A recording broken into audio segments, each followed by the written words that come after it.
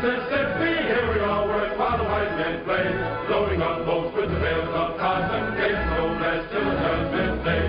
Get yourself a brand new gal, I love it, baby, who's the apple of your eye. Old man goes all right and well, they often do the fair and the chicken pie.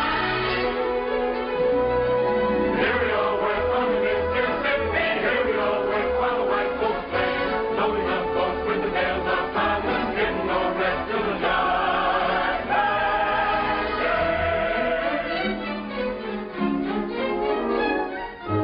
What pretty babies are there, the fairest of the fair, to southern beauty, every foal must bow. Clatter, you roll, oh goodness gracious, they're so flirtatious, you naughty Little women don't be timorous, you will find that she's love, only makes a man more bold, keeping up the days of old. Need a stroke of pencil, captain and cotton, blossom will you go? Let me take you to the shadow line there. You like to come to joyfully accept I have to make a lot. Information from the Hello, dear, from Captain Andy.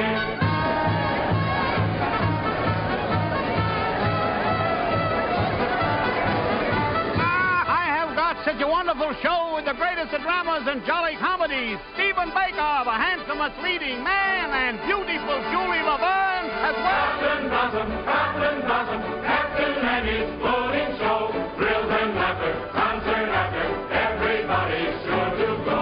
Captain Blossom, Captain Andy's floating show. Thrills and laughter,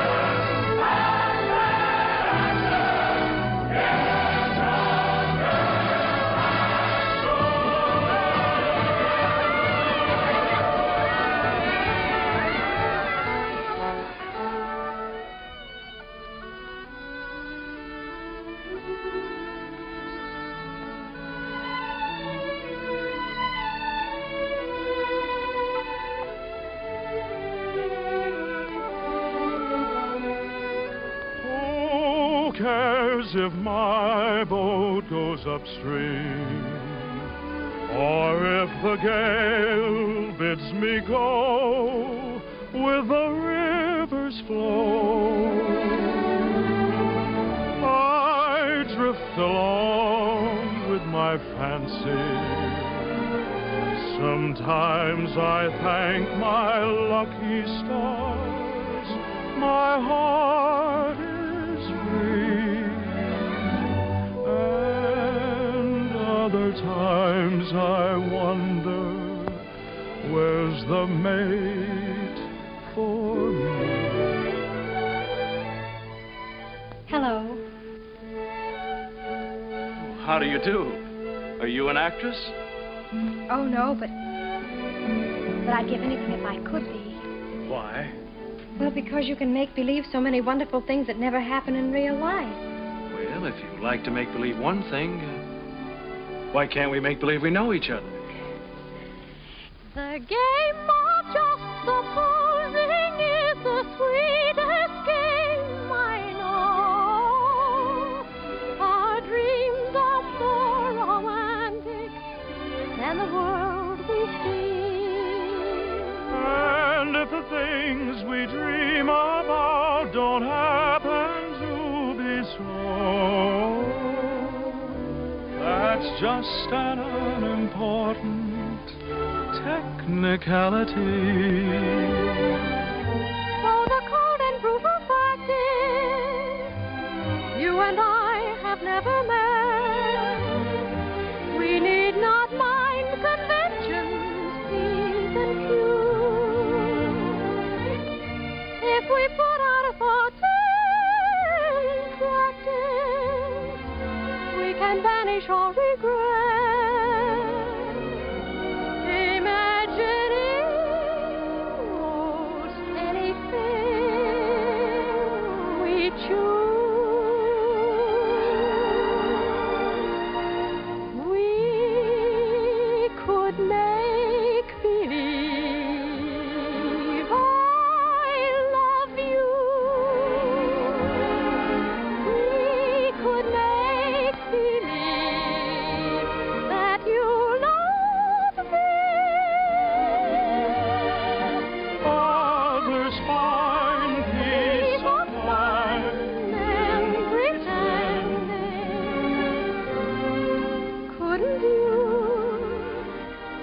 couldn't I?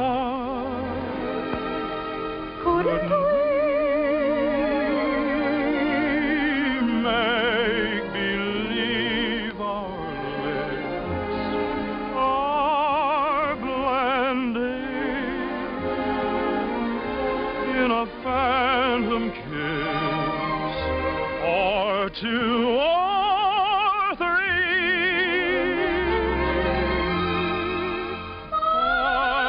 Might as well make believe I love you.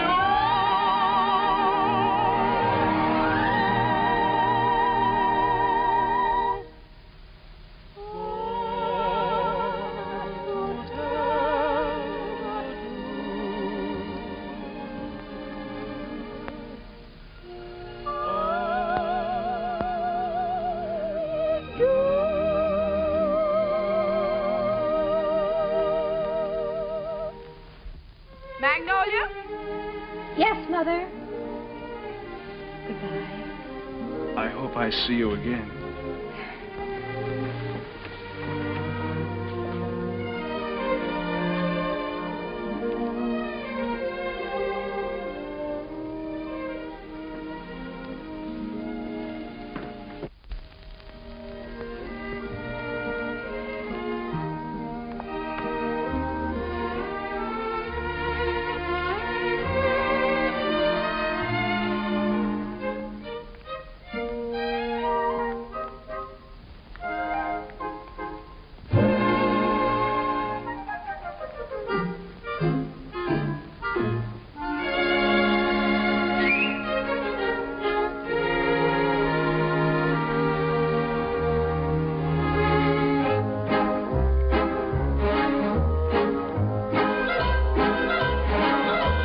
Life upon the wicked stage ain't ever what a girl supposes. Stage door Johnnies aren't raging over you with gems and roses. When you let a feller hold your hand, which means an extra beer or sandwich, everybody whispers, ain't her life a whirl? Though you're warned against a ruining your reputation,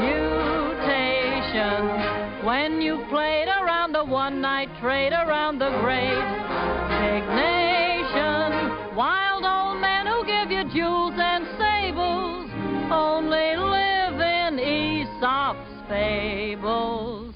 Life upon the wicked stage ain't nothing for a girl. Though we listen to you moan and grieve, you must pardon us if we do not believe you. There is no doubt you're crazy about your awful stage. Life upon the wicked stage ain't never for the girls of ours. Stage door Johnnies are raging over you with gems and roses. If some gentleman would talk with reason, I would cancel all next season. Life upon the wicked stage ain't nothing for a girl.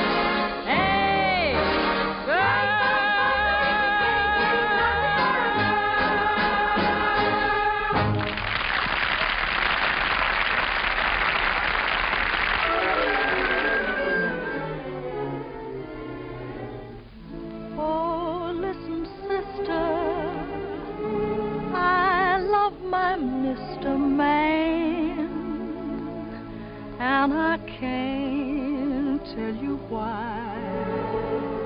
There ain't no reason for me to love that man.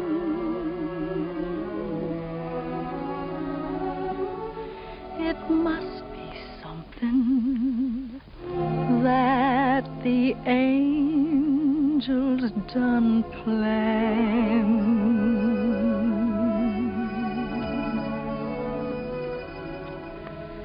Fish gotta swim, birds gotta fly. I gotta love one man till I die.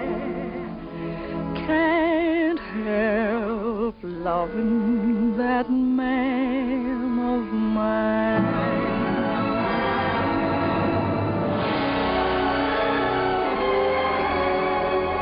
Tell me he's lazy, tell me he's slow, tell me I'm crazy, maybe I know. Can't help loving that man of mine.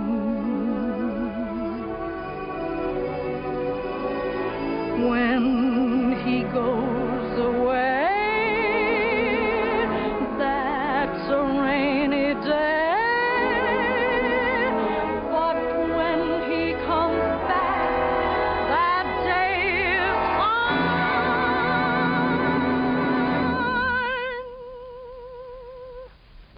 The sun will shine.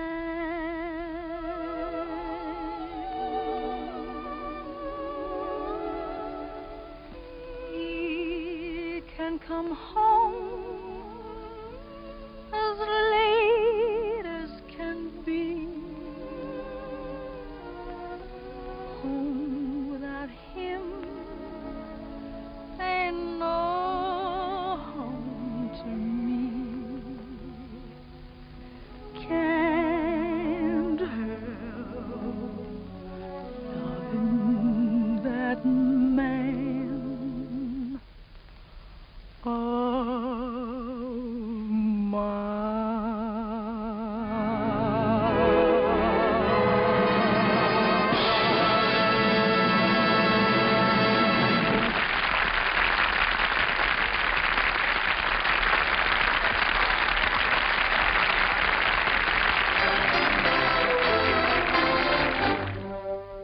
Old Man River, that old man River, he must know something, but don't say nothing.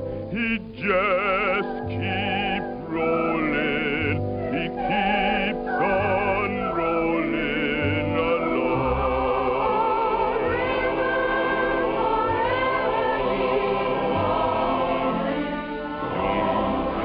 Potatoes, he don't plant cotton, and them that plant them, it's good for cotton.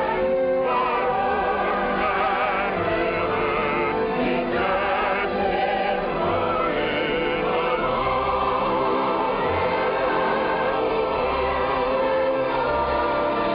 You and me, we sweat and strain, body all naked and a rack with pain. Open that heart, lift that veil, hit a little rock, and we land in death. Get weary and sick of crying. I'm tired of living and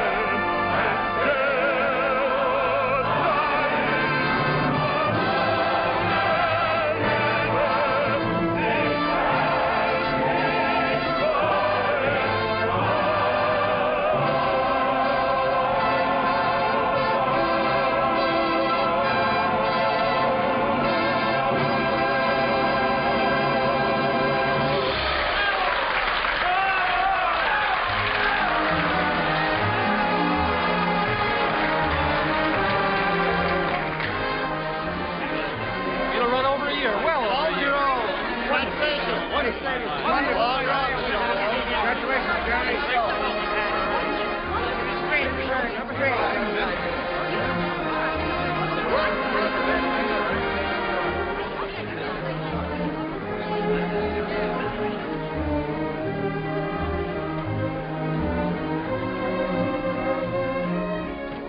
That was a swell show, Mr. Kern.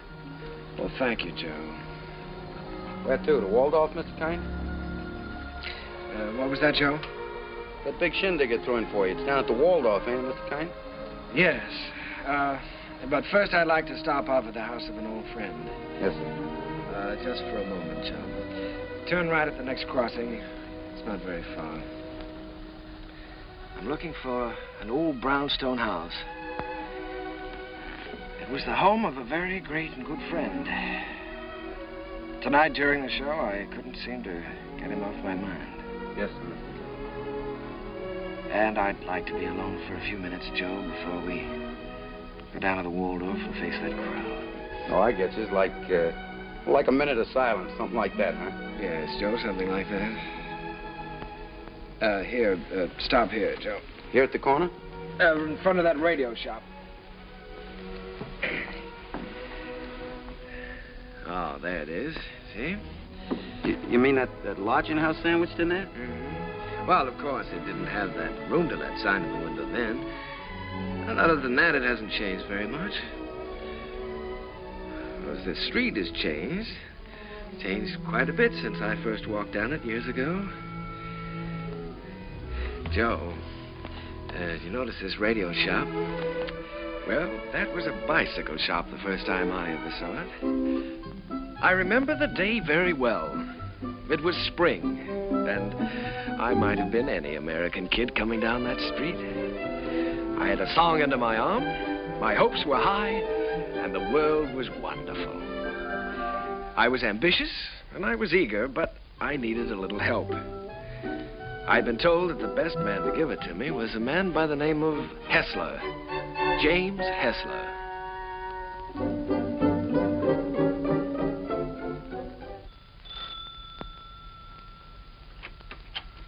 Come in. You're an hour late already. I suppose you realize that. You can start on the upstairs bedroom immediately. Mrs. Muller, Daddy wants some more roast beef.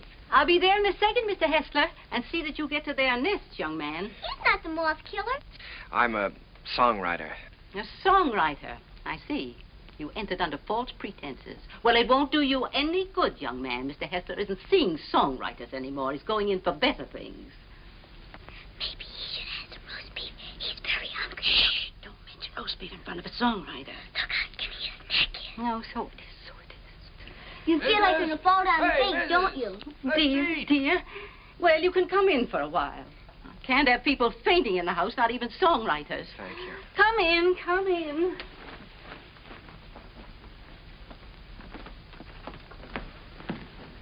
Daddy, he's starving to death. Mr. Hessler.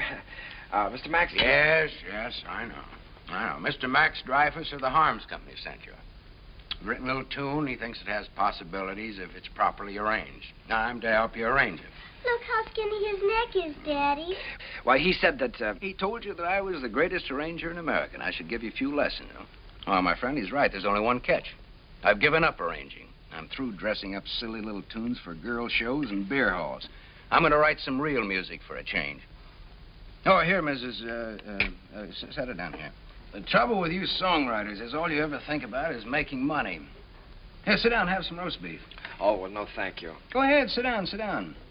No, you never think of doing anything big, anything worthwhile, like Brahms or Puccini. No, don't sit down there, please.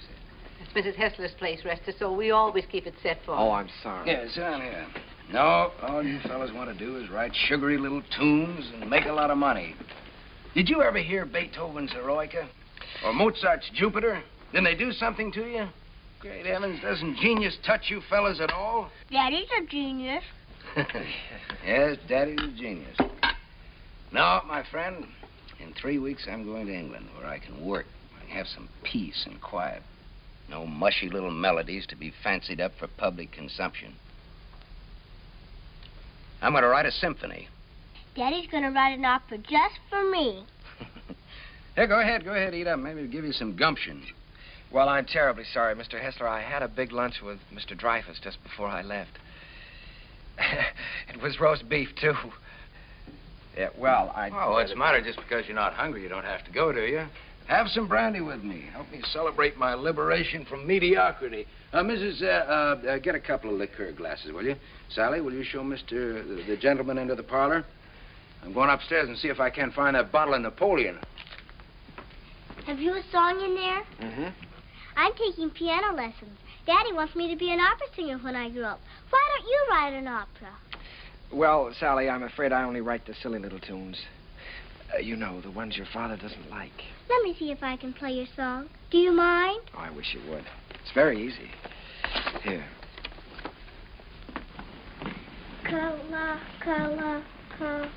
What's the name of the song? Kahlua. That's a funny name. Sounds like candy, like gumdrops. Well, it's the name of a very romantic beach in Hawaii, Sally. No, that's B. B natural. Here, let me show you. Now, here's the melody. Should be played with clarinets. Oh, no. Wait a minute. No, that's not right. You've got to use clarinets to play the vamp. Oh, I was thinking of using brass there. Brass and spoil your finish? Good heavens, man. You've always got to save the brass for the finish. Oh. Well, what do you think? Think? I know. This is a romantic song. Sit down. It's sentimental. You've got to start the melody off with your strings. Divisa. Here, I'll show you. Start that vamp again, Sally. It's perfect for clarinet, see? Now, then the strings enter. Divisa. Did you hear how wonderful that is?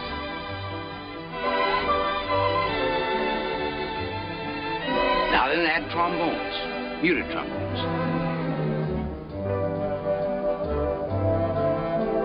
That's great. Can't you just hear that? Sally?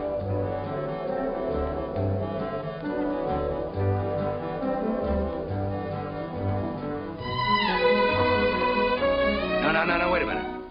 We ought to add flutes there. Light and easy.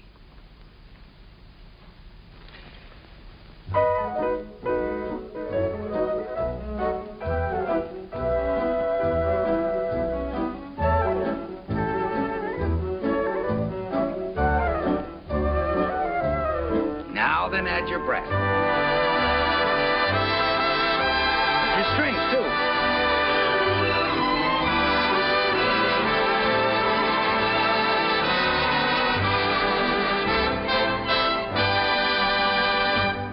You see?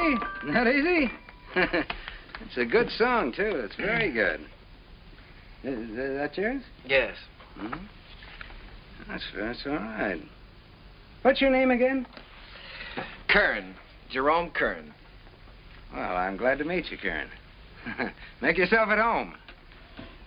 And I did. My life became a pattern of notes and clefs, tempos and modulations. We worked hour after hour, day after day. It was the beginning of a friendship. It was the beginning of a lot of things. And now, not only did I have a best friend, I had a best girl, Sally. And what a girl. Oh, those were never to be forgotten days, and I hated to think of them ending. But at last the time came when Jim had to leave for England. Oh, here, Jim, let me help you. Oh, it's those symphonies of yours. They're as heavy and bulky as lead. Nice they're not tinny like some tunes I've heard. Oh, Sally, honey, come here. All right, here we go. Fortissimo. Dum-da-da-dum-da-dum. Fun. Got it.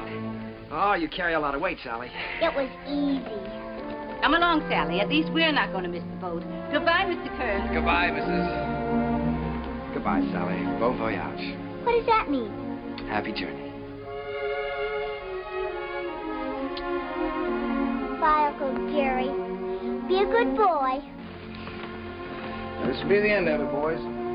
Don't forget to pack my song, Daddy. No, I'm good. She means Kahlua. Oh, that is her song, Jim. You know, if it hadn't been for Sally, I wouldn't be here now. Well, she's very fond of you, Jerry. I'm going to miss her. I'm going to miss all of you. Well, we may not be gone so long. It all depends on... You won't mind living here alone, will you? Oh, no, I'll get used to it. Jim, in case I don't get a chance at the boat, I just wanted to tell you that... Oh, forget it. I like arranging now that I'm through with it. I'm glad to have been some help. No, it's more than that. It's been your kindness and your home here. Look, Jerry, I just want you to write some good music, some real music. That's all the thanks I want. Don't waste your time fussing with those wheezy little tunes. Think big. Try to be somebody. I will, Jim. I'll try to be as big as I can. Yeah, good. That's fine. Well, we better be on our way. Oh, good heavens, Sally's song. You know, I'm so tickled that she remembered that. Remembered? It's your song, Jerry. She couldn't do that.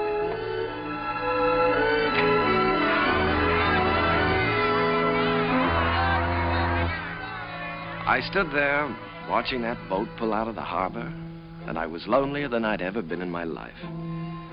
I walked through the days that followed, from office to office, theater to theater, always getting the same discouraging answer.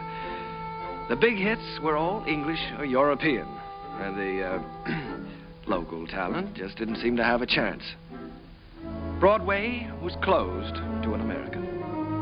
From 23rd Street to Times Square, they were all playing Follow the Leader. And the leader was Charles Frohman.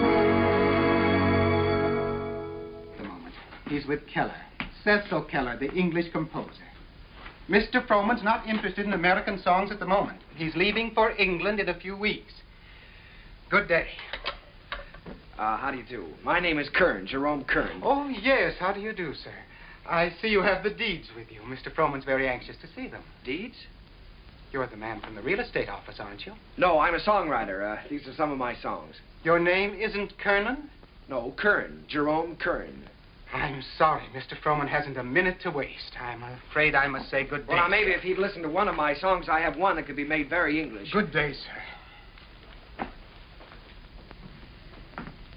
Goodbye, Mr. Frohman. Goodbye, Mr. Keller. I'll see you in London soon. I'll call you when I get there. Thank you. I'll be waiting for your call.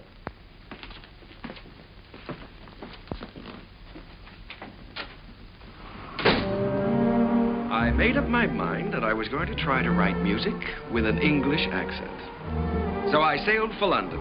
I wish I could say with flags flying and my courage high.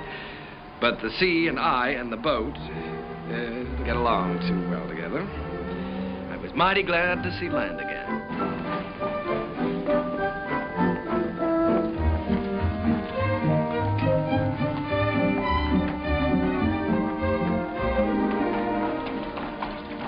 Excuse me, could you tell me where Mr. Hessler lives? Hessler? We have a Westley and we have a Smith. No, Hessler. Mr. Jim Hessler. Uncle Jerry! Sally! Oh, honey, it's so good to see you. We didn't know you were coming. Well, I didn't know I was myself. Daddy will be so glad to see you. Come on, we live right over there. All right. Sally, you're getting prettier every day. I have a new music teacher. Yeah. Well, the tables are turned. American songwriter invades England. That's pretty good, Jerry. That's daring, very original. You're thinking big anyway. It's a chance I'm taking, Jim. Say, you've gotten a little skinnier, haven't you? Hmm? I haven't been getting enough roast beef lately, I guess. Jerry, I look at you sitting there, and it's just hard for me to believe you haven't been here all the time. Thanks, Jim. It's sort of like being home again. How was the symphony coming along? All right? Oh, well, yes, I'm still in the note-making stages. Of course, I always believe in making plenty of notes. It's kind of like planting seed. One day they start to grow, and then, before you know it, lo and behold, your symphony's all written. Uh-huh. Simple and easy, hmm? Not as difficult as writing those silly little tunes. Well, no, it's the quiet here that does it, Jerry.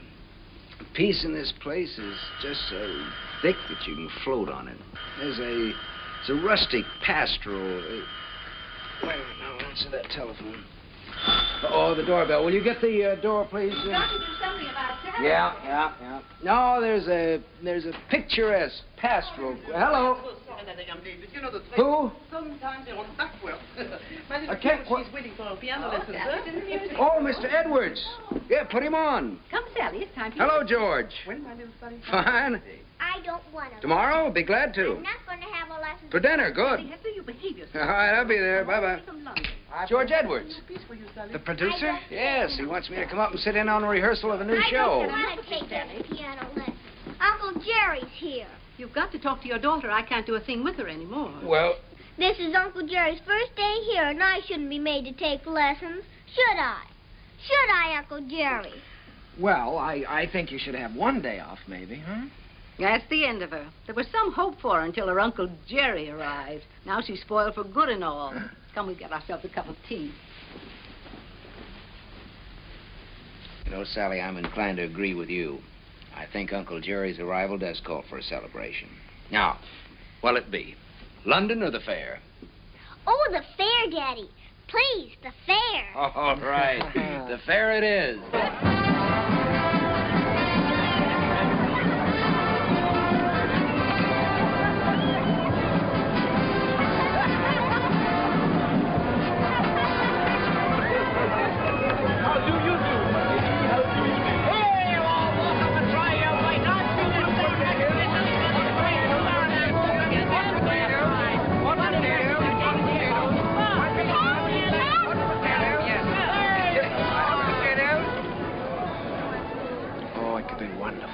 Could be wonderful.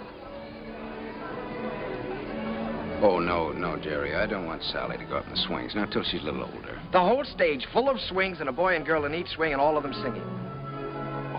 Oh, you mean for a production number? Yeah. That's not a bad idea. They could swing from the stage right out over the audience and back again. Make a good production number.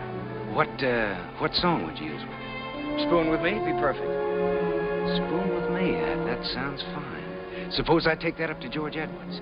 For the gaiety? Sure. I'm going to have dinner with him tomorrow night. Oh, Jim.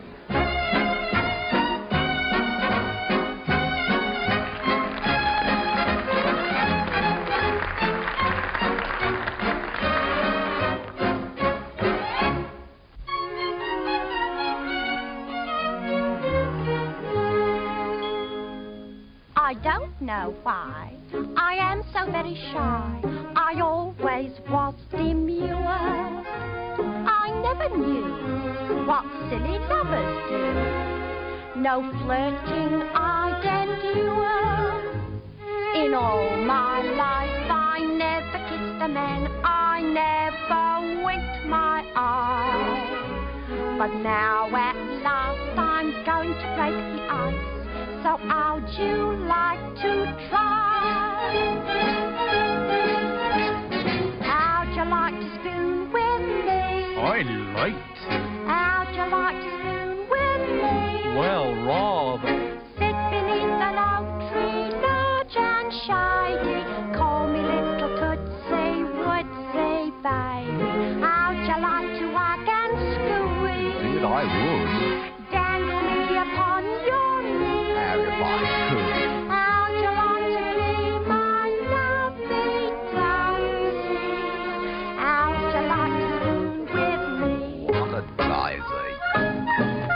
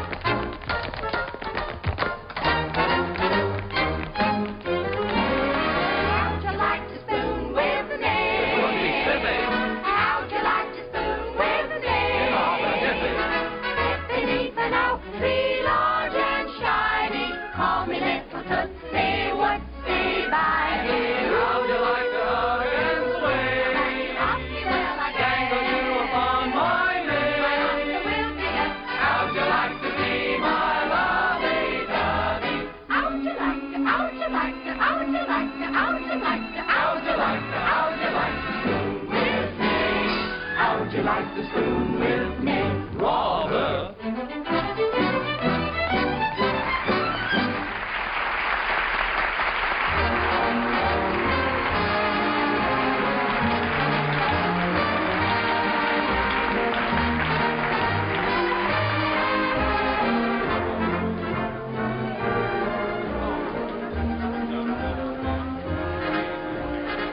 Pardon me for intruding. You've been pointed out to me as the composer of that delightful number with the swings in it. My name is Froman, Charles Froman. Mr. Kern, I want to congratulate you. Froman? I'm sorry, sir. It isn't my number. My name isn't Kern. There's Mr. Kern, sir, down the bar bit. That gentleman there? Why, he can't be the composer. It's him, sir, sipping sherry. And a very nice gentleman he is, too, sir, for a musician. Mr. Froman, I have something here which I know you'd like. It's a beautiful number with parasols, with all sorts of parasols.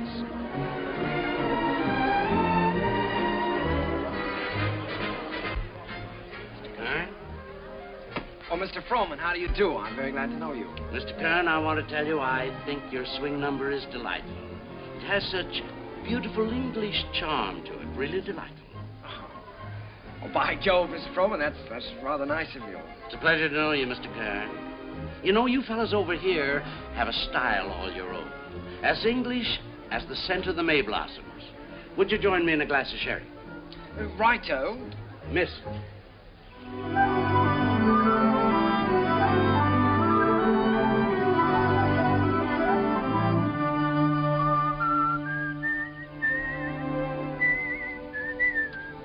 I'd give that one up if I were you. One song at the Gaiety, I think you can afford to take a rest. Well, if I could finish it, I know I could interest Froman in it. You ought to know by now that Charles Froman is only interested in English music and English composers. If I only had a piano, I know I could work this out right now.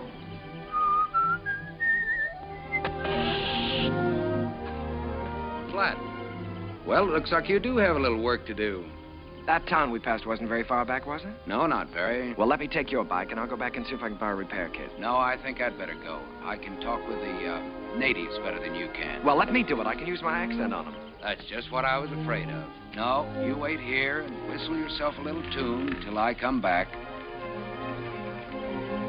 Make sure you can find this place again. I'll find it.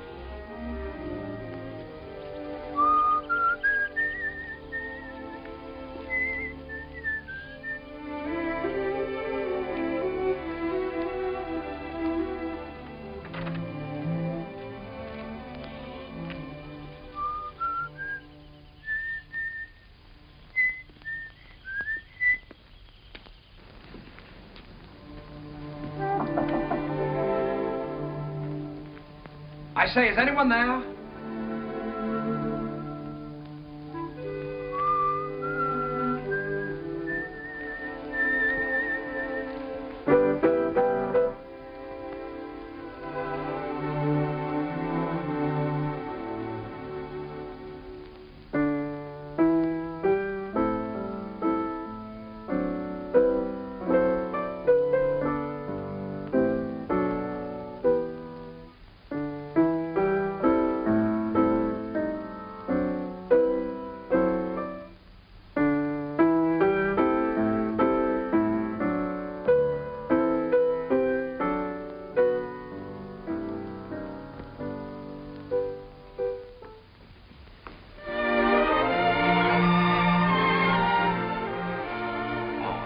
How do you do? Did Mr. Timkins send you? Well, I was passing by on my bike, and I got a flat tire, and, well, then you don't work for Mr. Timkins. No, I happened to notice your piano through the window, so I thought I'd come in and try out a little tune. I see. For a minute, I thought you were the piano tuner. No. Well, I'd better go before the owners... what do you do here? Gardening? A little. Oh. Well, I don't know whether anybody's told you, but for a working girl, you're very pretty. Thank you. You're an American, aren't you? Yes. Yes, I'm a songwriter. As a matter of fact, that song I was playing as you came in was mine. Did you like it? Oh, what? You wrote it yourself? Sure. Oh, I write lots of songs. Maybe you've heard this one.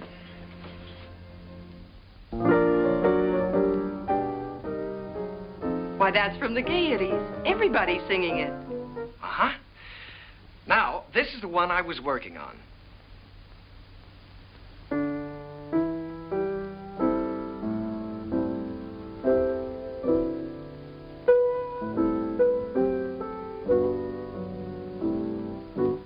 That I'm going to try to place for the Gaiety, too. Of course. I would if I were you. Don't you believe I wrote these songs? Tell me, when you compose, do you always break into people's houses to borrow their pianos? No. All right, I'll tell you what I'll do. If I place this with the Gaiety, I'll send you tickets and you can come and see for yourself. Will you? I'll tell you when I get the tickets. I beg your pardon, miss, but your mother would like to speak to you. She's in the upstairs sitting room. Thank you, Katie. I'll be right up. Well, I'm terribly sorry. But I still wrote those songs. And I'll still be waiting for the tickets. Will you? Wonderful. I won't forget.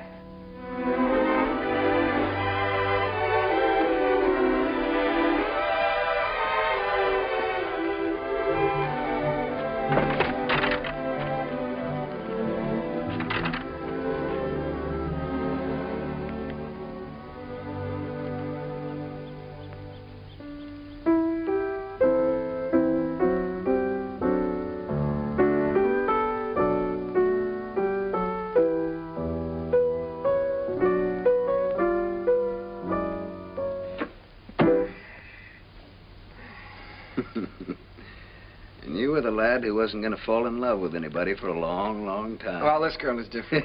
Sure, I know. Well, now, don't joke about it. It's serious. Don't you believe me? Yes, of course I believe you. She really is different. I know. Her hair is like spun gold shining in the sunlight. Well, I don't know about her hair. She had a kerchief on, but her eyes were like pools in the starlight. I see. Even with her working clothes on, she's the prettiest girl I've ever seen. I'm sure of it. Seriously, Jim, don't you believe me? Yes, Jerry, I believe you. It's spring, isn't it? And tomorrow morning, I think I'm going to give you a great big dose of sulfur and molasses. Good night.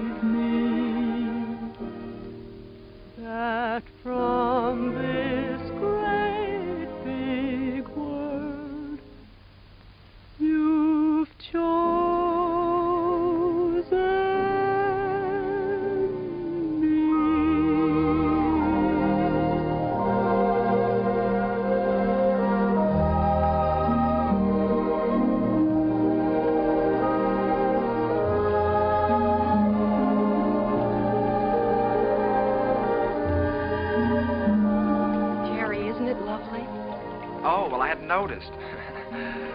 When I look at you, I can't seem to see anything else. Oh, writing songs again. Perhaps we better stop and have lunch. All right. You can move in under those trees there. Isn't it a beautiful day? Beautiful. Now, let's see. You've seen Westminster Abbey and the Tower of London, and you've seen Buckingham Palace and Hampton Court. Maybe there's something I can tell you about this place. Eva, let's drop the history course for a while. Do you mind? Not that it isn't interesting, but, well, there are a few things I'd like to know about you, too. Well, all right. What would you like to know about me? Oh, just the ordinary things.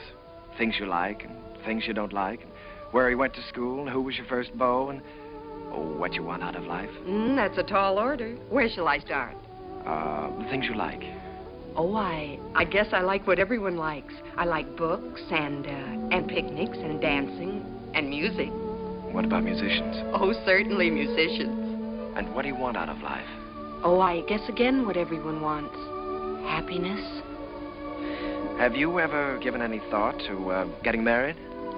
Why, of course. Doesn't everyone? Are you set on any particular type of man? I have been at different times. When I was 16, I desperately wanted to marry the star cricket player at rugby. And now? Now? Oh, now I don't really know. Except that he must have a sense of humor, and he must be kind, and he must be intelligent and good company. And of course, he must love me very much. Well, I know somebody with at least one of those characteristics. Someday I'll tell you all about it. Oh, good afternoon, good afternoon, good afternoon. And how have you been this afternoon? Well, I'll tell you how I've been. I've been looking Never mind, never mind. You feel wonderful. You feel great. How could you be otherwise after such a beautiful day? Tell me, my friend, how is your knowledge of English history? English history? Did you know that London happens to be the largest city in the world? Yes, I know that. Did you know that within the county of London there are 14 road bridges that cross the Thames? Now, there's the Waterloo. There's You don't say. Sounds dull, huh? Well, it's far from dull, my friend, when your history teacher is as beautiful as all the sirens of history put together. Did you know that all the swans on the Thames belong to the King of England? No, fancy that. And the male swan is called a cob. Well, what does that get? And did you know that when you walk into Hampton Court, you're walking right straight into history? Oh, my dear friend, you have so many things to learn about England. Have you ever heard of a man named Charles Frohman? Frohman? Well, now that's a familiar name. The face escapes me. How can you talk about Frohman when I'm talking about love? Oh, so that's been the theme of this little dissertation. Yeah. Well, I'm glad you informed me. Oh, that's all right. Because the next time Frohman's office calls, I'll tell him that you're too busy to be bothered. Yes, you tell them that I'm too busy.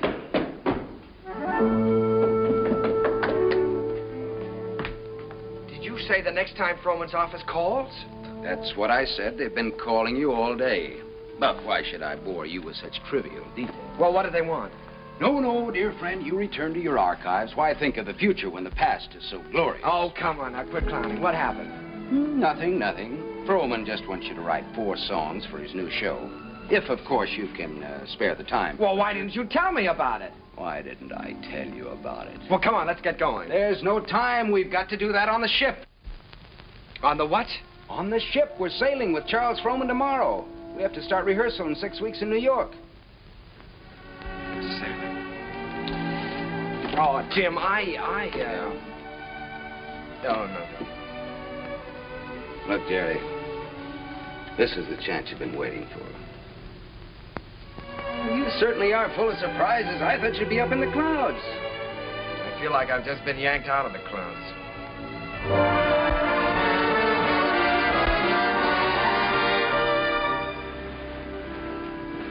Jerry, aren't you coming down for lunch? Oh, no, Jim, I'm not very hungry. Now, look, you've got to snap out of this. It isn't the end of the world, it's the beginning. Here you are on your way back home with a Charles Frohman contract in your pocket. Why, you ought to feel wonderful. I know it. That's what I keep telling myself. You go back to England. If I just could have seen her once more. Jerry, it was all we could do to catch the boat. You couldn't help that. And you talked to her on the phone. On the phone? What can you say on the phone? Hello, it was nice seeing you. Take care of yourself. Oh, Jim, there were so many things that I wanted to say to her. Now, look, Jerry, you've got to think about your career. Things are just starting for you. Yeah? You can say that over and over again, and you know what happens? What? Nothing. Jim, you know, for the first time in my life, I'm lonely. Here I am on a ship full of people with you, and I might as well be on a desert island all by myself. Did you ever feel this way? Yes, once. What did you do about it? I married the girl. Oh, hello, Mr. Froman. Hello there. Been looking for you two. You weren't down to breakfast. No, the first day out is always a little rough on I know. Good Englishman should have his sea legs by now. Come and have lunch with me. Mr. Froman, there's something I must tell you. I'm not an Englishman. Mr. Kern, there's something I must tell you. I never thought that you were. At least not after the first 15 minutes. Matter of fact, I'm very proud to be able to present a new American composer to Broadway. Thank you, Mr. Froman. I have a lot of faith in you, Jerry. Just received a wireless from Julia Sanderson. She's accepted the part of the girl from Utah. Wonderful. Now I've got to have a great song for her. If it's a love song, he's got one.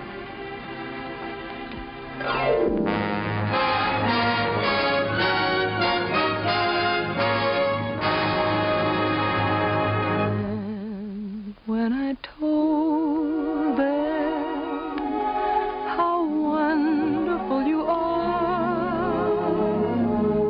they didn't believe me. They didn't believe me. Your lips, your eyes, your teeth, your hair are in a class beyond compare. You're the handsomest boy that one could see. And when I tell them, and I'm certainly gonna tell them, that you're the boy whose wife one day I'll be, never believe me. They'll never believe me. That from this great big world you've chosen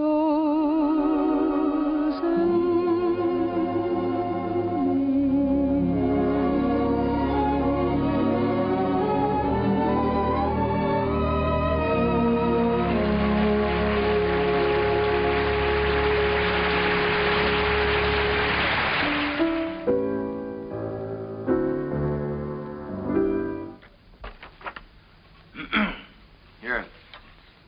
I've got the Clouds number worked out pretty well now, huh? I never realized that writing a complete score was such a job before. Well, one good all-night session like this does wonders. We could use another week. We weren't 3 weeks late already. Oh, I hope he likes it, Tim. Rowan, he'd be crazy about it. If he hasn't gone out and bought himself another show while he's been waiting. Good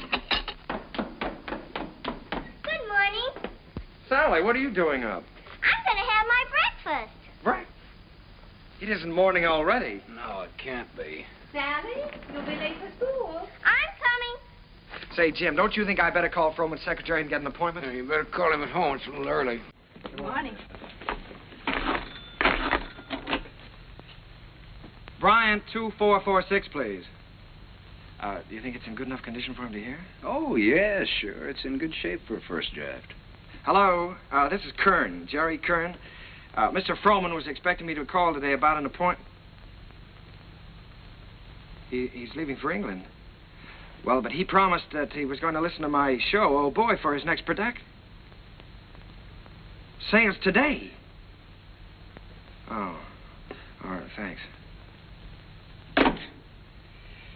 Well, that's it. He's going over to buy himself another English show. Well, he can't. No? No, he can't. We worked like dogs on this score, Jim. And I had all my plans made, too. After he bought it, I was going to jump the next boat for England. I'd forgotten about that young lady. Wait a minute. I've got an idea. My passport is still good. Why don't I take the same boat he's taking today? Wonderful. Get him on board ship and he can't get away from you. That's right. Then I can sell him the show. Wonderful. Then I can go and see Eva. Sure. You can get married. Well, you probably have to ask her first. Well, that's an idea. Well, I'll go and phone the steamship company. Right, I'll go back. Driver, you think you can make it all right? If we get a break in traffic and the old engine holds out. Oh, Uncle Jerry. Jerry, come on now. We've only got a few minutes. Jerry, if you want to miss that boat, come on here.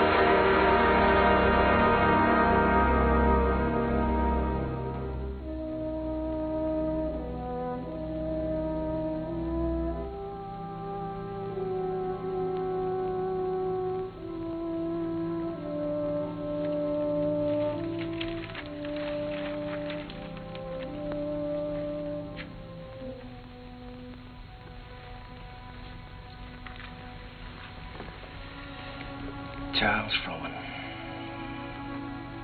It's like watching an era crumble in front of him. The theater's gonna miss him. Yeah? You were very lucky to miss that boat, Jerry. Seen Max around? Oh, hello, Jim. Victor? No, I think he went over to Comstock and Elliott's. What a terrible tragedy. Yes, it's unbelievable. Jerry and I were just talking.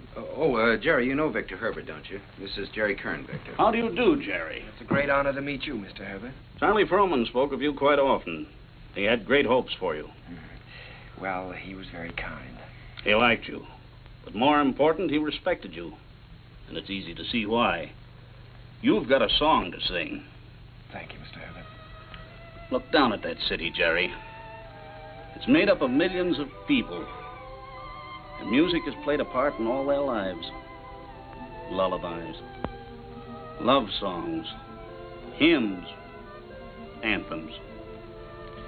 Must be pretty wonderful, Mr. Herbert, to realize that people you don't even know and never will know are singing your songs, and all of them asking for more of the Victor Herbert music. It makes me feel grateful, Jerry, and very humble. One of these days you'll find out yourself how it feels. What is it my publishers call me? The Dean of American Music. Well, I think you're going to be the next dean. One thing I must admit, you've got a better figure for it. Keep writing, boy. Don't let anything stop you. Good night. Good night, Mr. Herbert. Night, Victor. Good night, Jim. Good evening, Mr. Herbert. It's a deal, gentlemen. Congratulations. Comstock and Elliott are going to produce Oh Boy. Max just sent me over with the check. What's the matter? Aren't you fellas happy? Yeah. Thanks. Turn out those lights again, will you?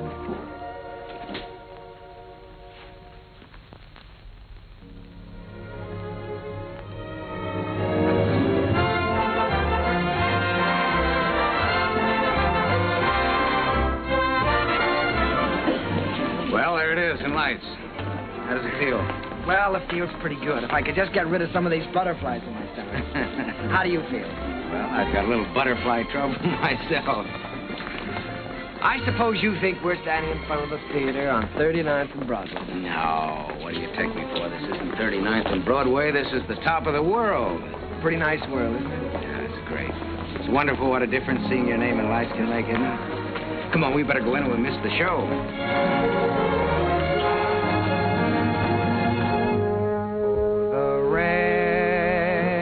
Comes a pitter-patter, and I'd like to be safe in bed. Skies are weeping while the world is sleeping, trouble heaping on our heads. It is vain to remain and chat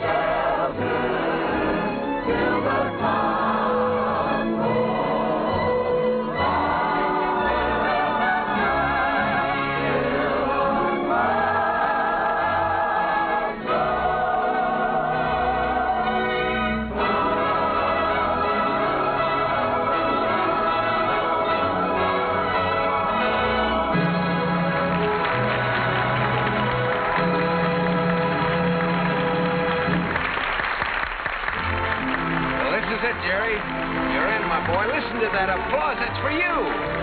Don't wake me up. Don't anybody wake me up.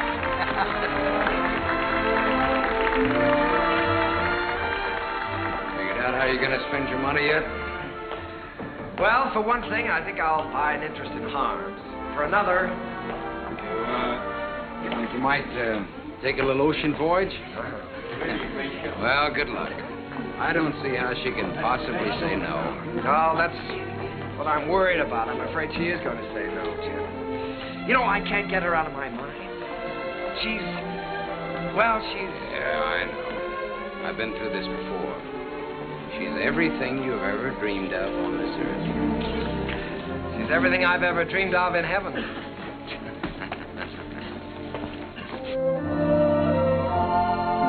Oh, Jerry, let's stop here, shall we? All right.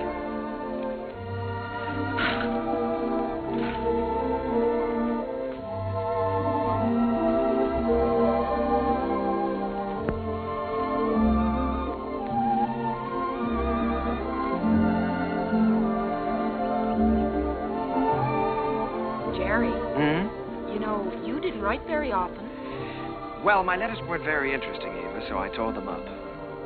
As a matter of fact, you didn't write very often yourself. A lady doesn't correspond with a gentleman, unless it's a reason other than a personal one. Oh, well, now, doesn't that sound a little silly to you? No, it sounds altogether fitting and proper. Oh. You want to fight? A lady doesn't fight. Well, what does a lady do? Oh, you're impossible. Well, you're right. If I were you, I'd have nothing to do with me. In fact, if I were you, when I ask you to marry me, I'd say no. Just on the grounds that a lady never says yes. Now, see here. Are you going to ask me to marry you? Might, with a little encouragement. A lady doesn't... In my country, if a lady wants to be asked, she has to be encouraging. In my country... In your country? What in your country? Well, there are proper ways to go about such things in every country. Oh. Well, then let me put it this way. From the very first moment I saw you, when you walked in from the garden, I knew that out of all the women in the world, I'd finally found the right one. The only one. I wanted to tell you then. I wanted to say, hello, funny face. I don't know your name or anything about you, but I've loved you all my life. You were my first school teacher, my first date, the first girl I ever kissed, and everything in the world to me. You see, I recognized you immediately. You thought all that? That's right. I stood there thinking that, wondering what you'd do if I kissed you. What would you have done? What would you do now?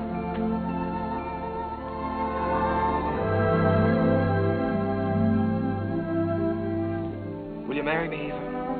Thank you so much. I'd love to. Hello, Mrs. Kern. Hello, my darling.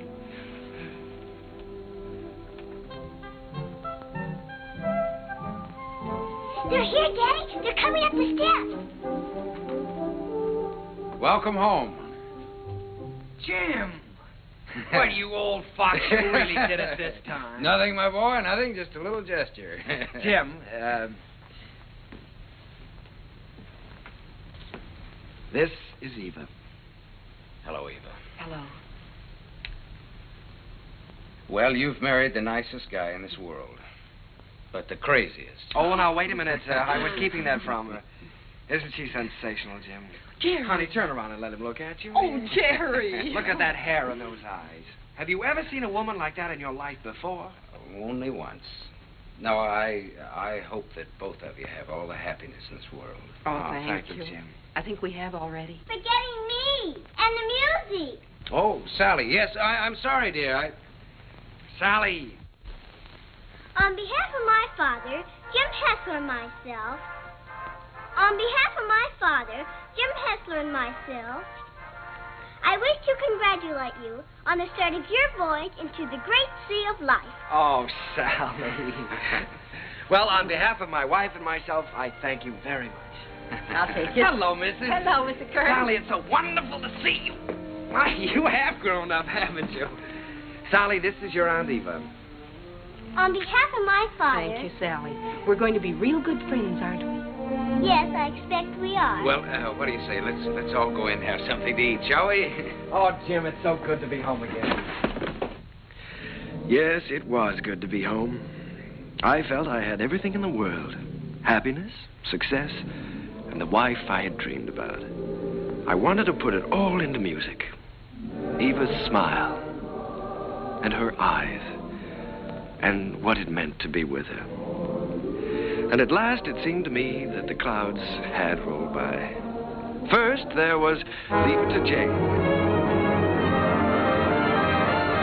Leave it to Jane, Jane, Jane. I don't know why you should make me plot and plan for you. She is the girl with... I always try to do everything I can for you. No problem you can wish on her, give her a string. She'll tackle gaily, a score or more daily. If something is on your mind, and I can see that there is not a dot of it. comfort you soon will find. Leave it to me, I will soon get you out of it. If you have started worrying, kindly refrain and just hand over the whole thing to Jane.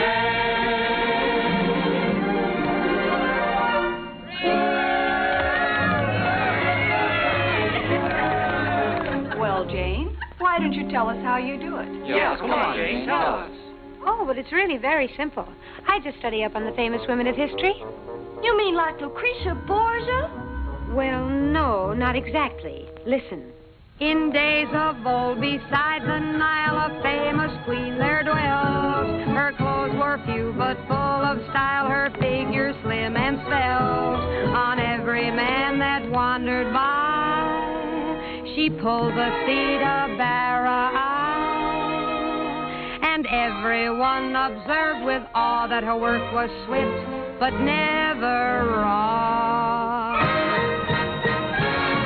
I'd be like Cleopatra if I could have my way. Each man she met, she wed and kissed, and she dozens on her waiting list. I wish that I had lived there beside the pyramid.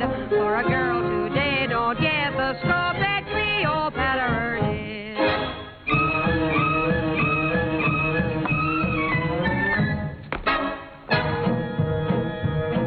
She danced new dances now and then, the sort that make you blush.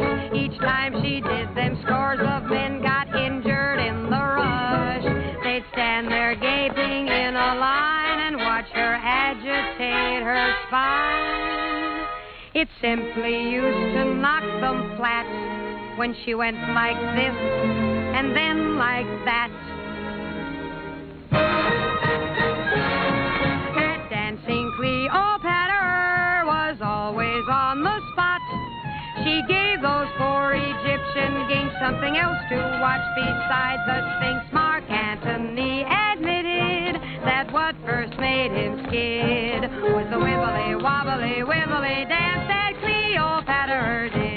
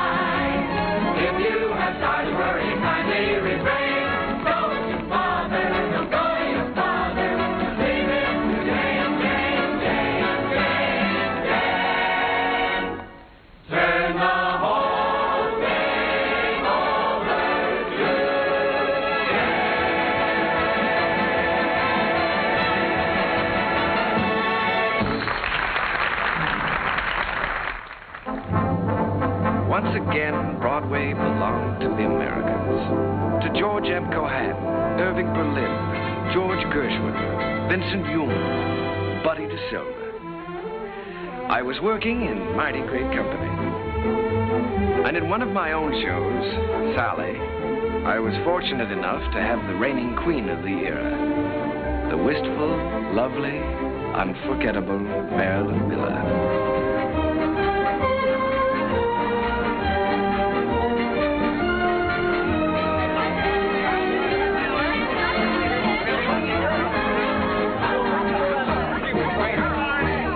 I got a couple new porta-potties there. All right, Larry, thank you. Hazel, my dress. I have it right here. Oh, we're going to have to hurry. How's it going? My goodness. I was never so nervous in my life. Did you see me trip? No, you are nice. More flowers, Mr. Ziegfeld. Oh, how wonderful. Says the first act was a dream, signed Flo. Wish she'd had the second act. Don't worry about the second act. Second's better than the first. No. Thank you. Hazel, is everything ready for the quick change? Everything's ready in the stage dressing room. All right. Thank you. Hazel, we got everything? Yes, everything's here. All right, let's go. Good luck, Miss Miller. Thank you.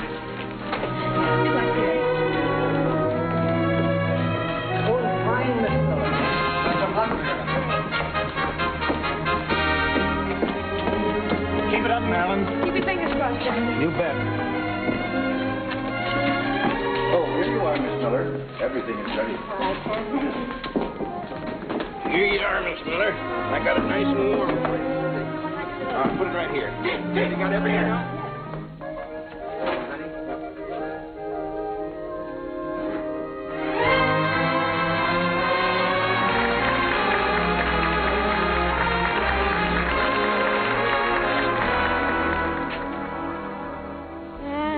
Wash my dishes, I'll be following a plan till I see the brightness in every pot and pan. I am sure this point of view will ease the daily grind, so I'll keep repeating in my mind.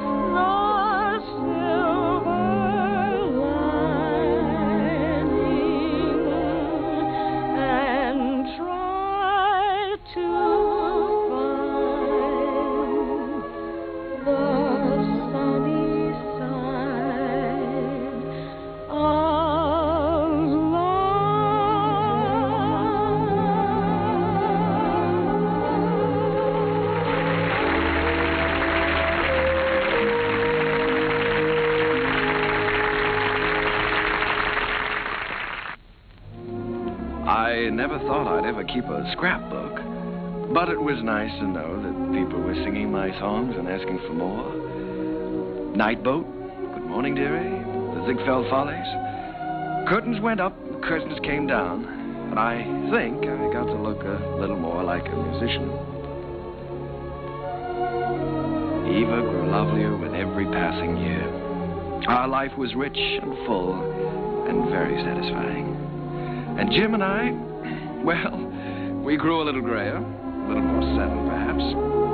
He was still working on his symphony, Or so he said. But on the whole, the years didn't change as much. However, they certainly did change Sally. She was quite a young lady now. She'd been away at school. In fact, many schools. Well, Sally. Hello. Darling. Well, Sally, I thought you were at school. Well, I was. Oh. What happened this time? I just can't stand that school anymore, Uncle Jerry. I've left, and I'm not going back. What does your father say about that? Well, he hasn't said anything yet. He doesn't exactly know. You see, I just left there this morning, and I came right out here to talk to you. Oh, Uncle Jerry, I had to leave. I hated it so much I couldn't eat or sleep or anything. This is the third school you've left now, isn't it, Sally?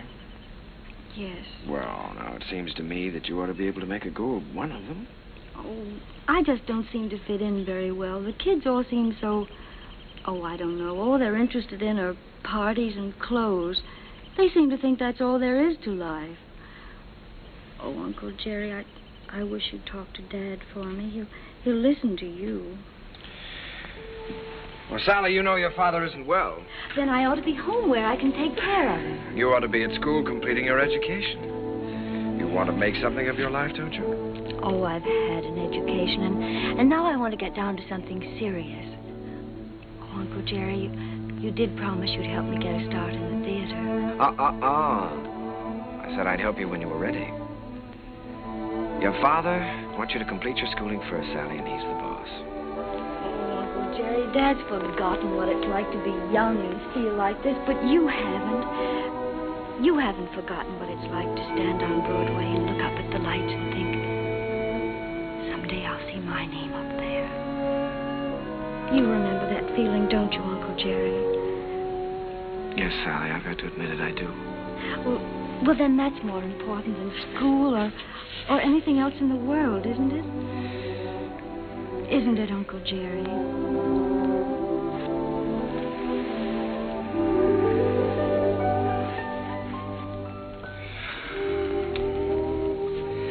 It's the third time, Jerry. Yes, I know. Maybe we shouldn't have made her go back before. After all, if she hates it so much... Oh, Jerry, you can't keep on running away from things all your life. It's time Sally found that out. Well, you can't live another person's life for them either, Jim. It isn't fair. Sally's grown up now, and I think she ought to be allowed to do what she wants to do. I want her to finish her education and get a chance to finish mine. I always said that any kid of mine was going to get the right start in life.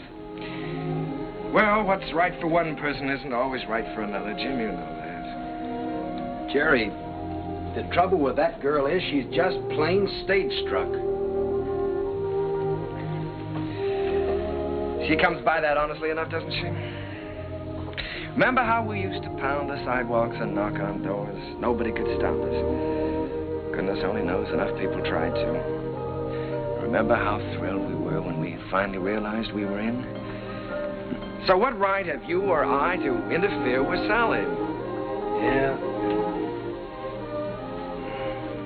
Well, what are we going to do, Jerry? I'd give her a part in Sunny. So cast. Part of Gwen hasn't been cast yet? Gwen, well, it's only one line. Gwen is going to have a song. The doctor's here, Mr. Hester. Oh, fine, Miss. Doctor, I'll be with you upstairs in just a minute. Good evening, Mr. Kern. Hello, Doctor. You know, when you get to be my age, you start collecting pills. Well, Jerry, I hope that works out all right.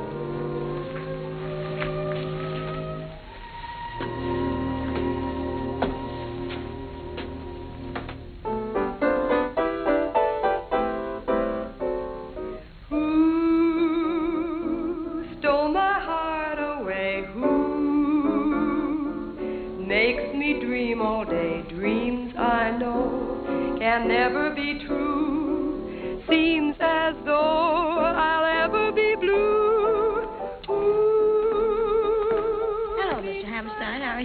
Very well, Miss Miller, and you? Hello, Oscar. Jerry.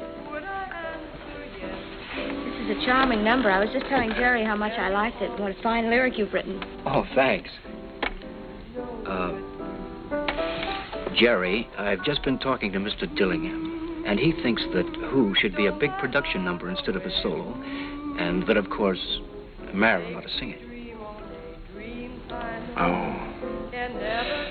Well, then, of course, we'll have to do it. It puts me in rather a tough position, though, Oscar. After all, I did write it for Sally. I know you did, Jerry, but we'll give Sally something else. Oh, she's going to be awfully disappointed. It's a wonderful song, and I'd love to sing it, but I hate to take it away from her. Well, it's for the good of the show, Marilyn. I think you're right, Oscar. Have you thought, though, how you're going to tell Sally? It's not going to be easy. Oh, I thought you should tell her, Jerry. Oh, I was afraid you would. Well, after all, you know her so well, it shouldn't be too difficult. Well, it would be a lot easier if I didn't know her so well. Would you like me to tell her? I'm sure she'll understand. Would you do that, Marilyn? Certainly. Ask her to meet me in my dressing room. And don't worry. Thank you, darling. But Uncle Jerry wrote that song for me. I know. And I know how disappointed you must be, too. But, Sally, disappointments are part of the theater, and you've got to be able to take them. Well, the very same thing happened to me in my first show. I had to give up my song to the star. I think I felt pretty much as you're feeling right now. Then I think it's a pretty low, miserable trick for you to pull on someone else. Sally, listen to me a minute. This is your first show. You're just starting. Now, there are going to be a good many songs and a good many shows for you. It may be difficult for you to understand now, but one day you'll realize you've got to give and take, whether you like it or not. I'll never take a song away from anyone else, especially if it's their first real chance. Sally, please don't put this on a personal basis. I don't want to take the song away from you. Then why are you doing it? Mr. Dillingham thinks it's best for the show. And what's best for the show is more important than what I want or you want or any personal feelings involved. Don't you see that, Sally? Yes, I see it all right. You're trying to take my song away from me, and you aren't going to get away with it. Uncle Jerry wrote that song for me, and I'm going to sing it. I don't care whether you are the star. You're not going to take it away from me. Sally. She can't have my song, Uncle Jerry. Don't let her talk you into it. I don't care what happens. She can't have my song.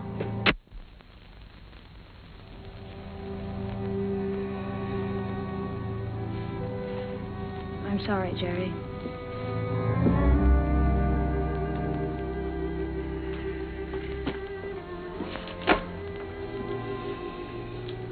What is it, Sally? Am I still in the show, Uncle Jerry? If you want to be. You won't have a song, though. They took my song away from me, the song you wrote for me. Sally, there's a little thing called the good of the show. Apparently the show didn't seem very important to you this afternoon. Not important? You didn't care what happened to the show just so long as you got your way.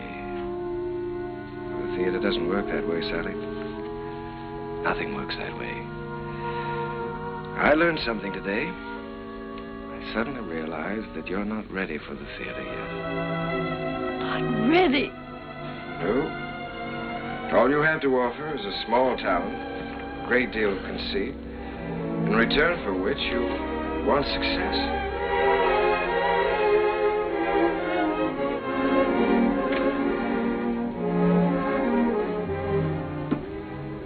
Sally, I've known you and loved you ever since you were a little girl. I couldn't love you anymore if you were my own child. But I must say this to you. You're not going to get anywhere in this life by using people. And until you realize that, you're not going to have the respect of anyone. Sally, I'm ashamed of you.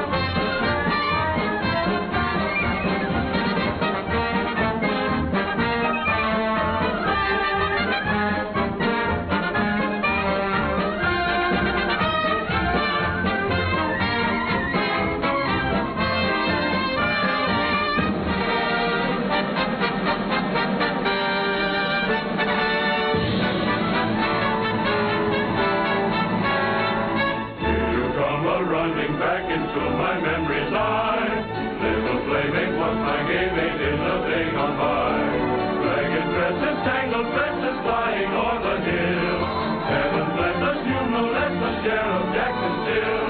You funny little willow that describes her to a T. She is full of fun, he named the lady perfectly. She is bright and sunny.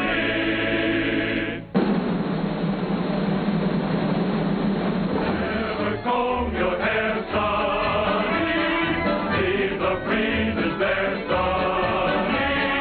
Let your stockings fall down for stockings. The sound is all that you do. Smiling all the while, cowboy.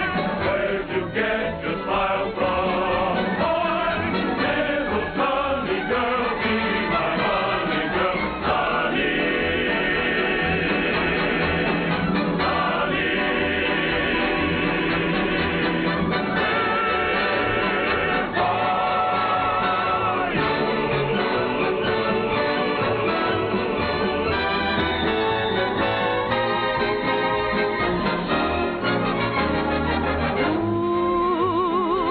Stole my heart away. Ooh, makes me dream all day. Dreams I know can never come true. Seems as though I'll ever be blue. Means my happiness too. Would I answer yes to? Well, you ought to guess who. No one but you.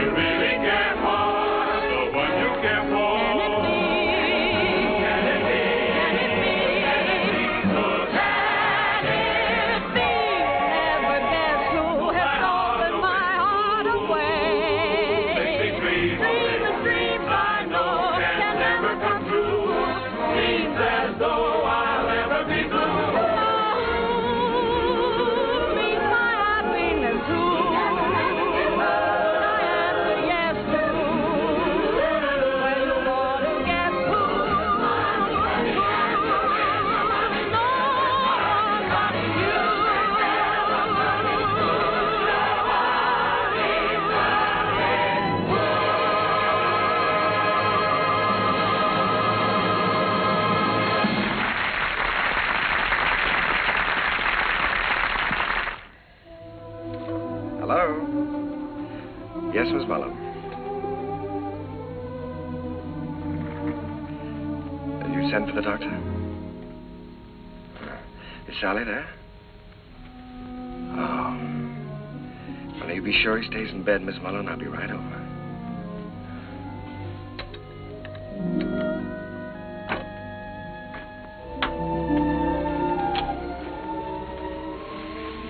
Did the doctor get here?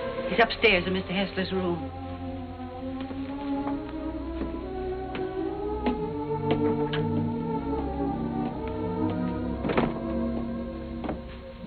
It's his heart. I wouldn't stay very long. Mr. Hessler could use a little rest.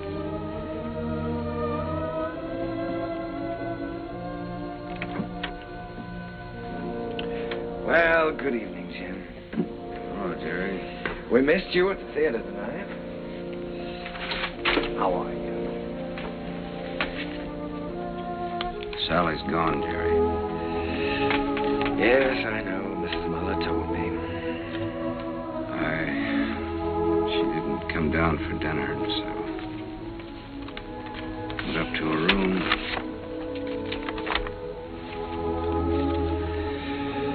Dear Daddy, I'm going out on my own. Don't worry about me. Someday you'll be proud of me. I'll always love you. P.S. Tell Uncle Jerry I still love him. It's all my fault, Jim. I shouldn't have suggested that she'd be in the show. No, Jerry. Sally is Sally. It's time both of us faced that. Yes, I know, but I think I heard her. Well, she's got spunk, all right. Jerry, she's young. She's way too young to be out on her own. Well, now, look, Jim, don't you worry about this. I'll bring her back. I wish you'd do that. I promise you I'll try my utmost. Yeah, just as soon as you can. Good night, Jim. Why don't you get back into bed and get some rest? Yeah. I left no stone unturned trying to find Sally. Personal ads, private detectives. But the answer was always the same. No one had seen her. It was a futile hunt. I tried to keep Jim's hopes alive, but I think he knew. And then, one night... Please don't mention that I telephoned.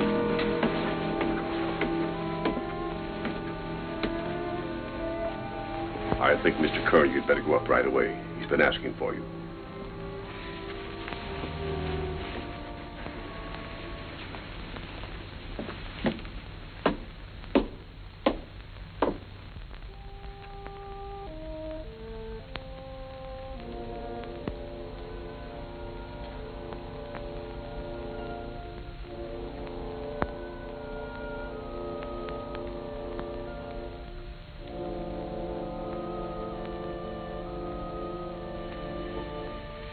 Jim.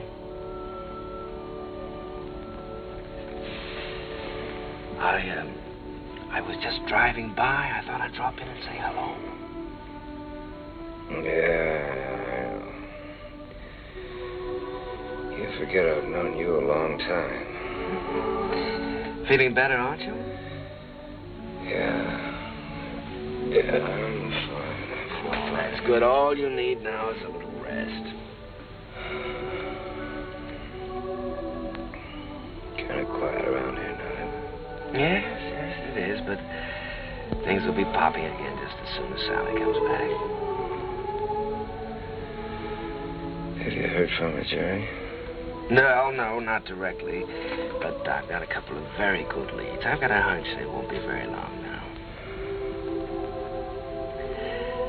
Then I'm going to see to one thing, Mr. Hessler.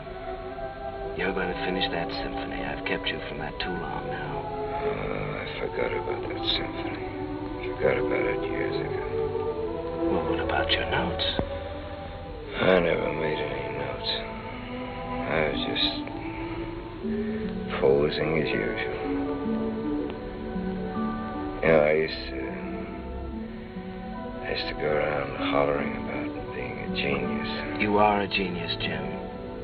And you with your wheezy little tunes. You were writing the real music. The folk music of America. Thanks, Jerry, for letting me kind of stick around. No, wait a minute. Let's get something straight, Jim. I didn't let you hang around. If it hadn't been for you and your faith in me, I would have quit half a dozen times, you know that.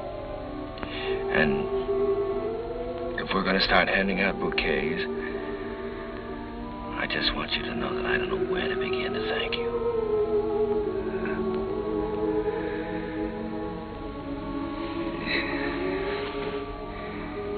You're a great man, Jerry. It's been a privilege getting in on that music. It's been a lot of fun. Now, let's not talk that way, Jim. In a couple of weeks, you'll be back at that piano, screaming for more and more brass.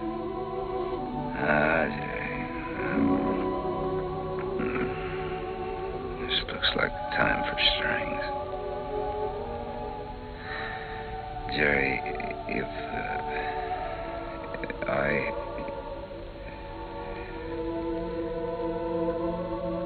want you to look after Sally for me.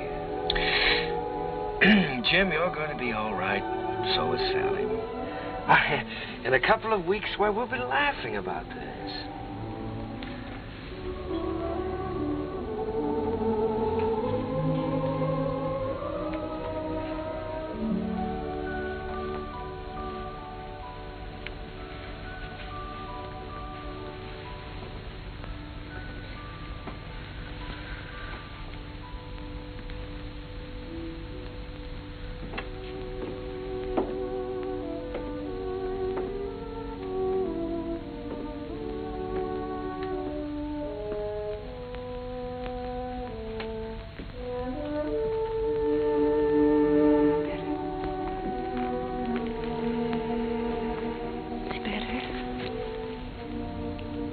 Perhaps if I made some coffee.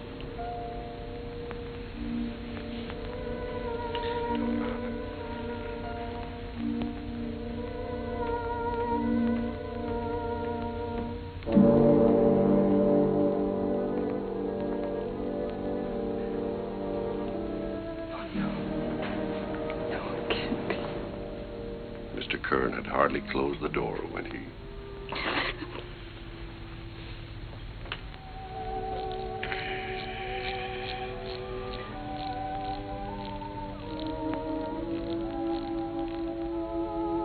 I was completely lost, completely helpless.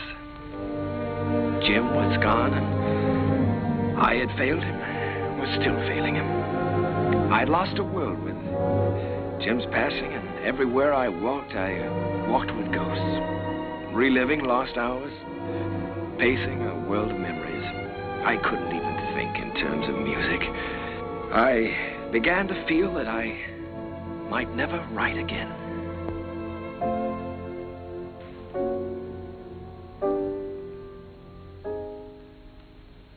How long has this been going on? For weeks, Oscar. Ever since Jim died. He's a score to write me. Hasn't done one poem. Well, that certainly doesn't sound like Jerry. He seems to have completely lost heart. Have you had any word of Sally? No, but he has every friend he ever had in show business looking. Well, don't worry about it. He'll turn up.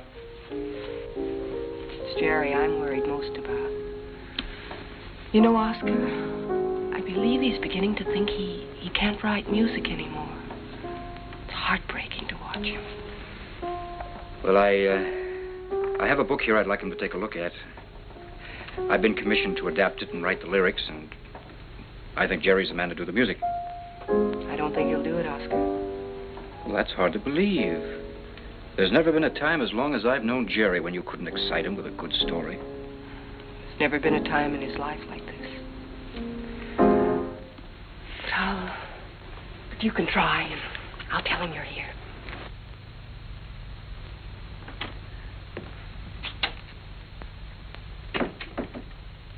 Hello. How's it going, dear? Oh, fine, darling, fine. I was just tinkering a little bit with the melody, but it's going to be all right. Of course it is. Aye, it is raining, isn't it? Jerry, Oscar Hammerstein's here. Oscar? Oh, darling, why didn't you tell me? Oscar, come in. Hello, Jerry. My goodness, it's good to see you. Won't you sit down? Sit down. Thanks, Jerry. Well, what's new? I'll tell you what brought me out here, Jerry. I came across a novel that I think's going to make a great show. Now, if you'll do the music, I'd like to do the book. Oscar, I'd love to. I really would, but, I have so many commitments right now that I don't think it wouldn't be fair to you or anyone concerned. Suppose I leave the book with you and you glance through it when you have time. Oh, it's no use, Oscar. Well, I'll leave it anyhow. See you next week. Won't you stay for dinner? I'd certainly like to, but I have to get back to town. Bye, Eve. I'll see you to the door, Oscar. Bye. Bye.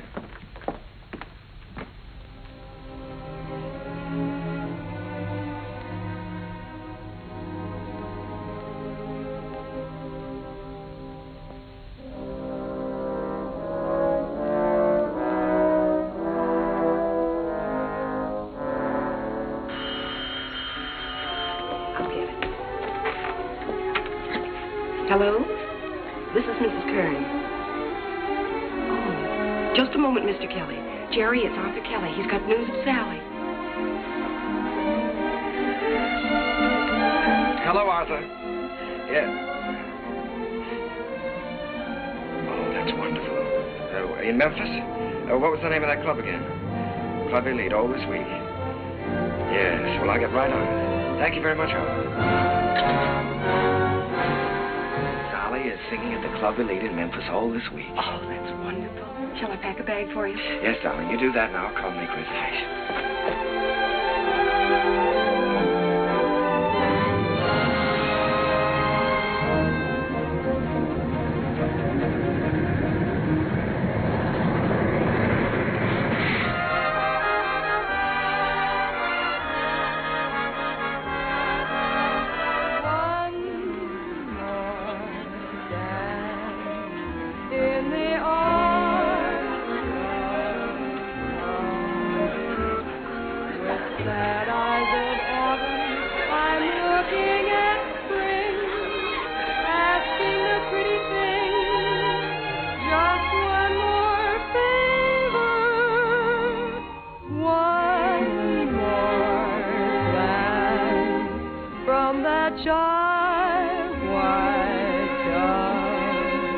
One more night, if you will.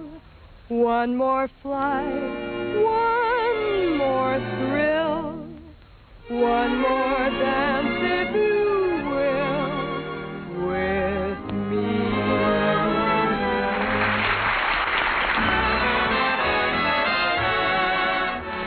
Will you dance with me? Oh, no, thank you. No. Go ahead and dance with us, No, Charlie. thank you. Go ahead. Charlie. Will you dance with me? I sure will, baby. What's this? Sit down.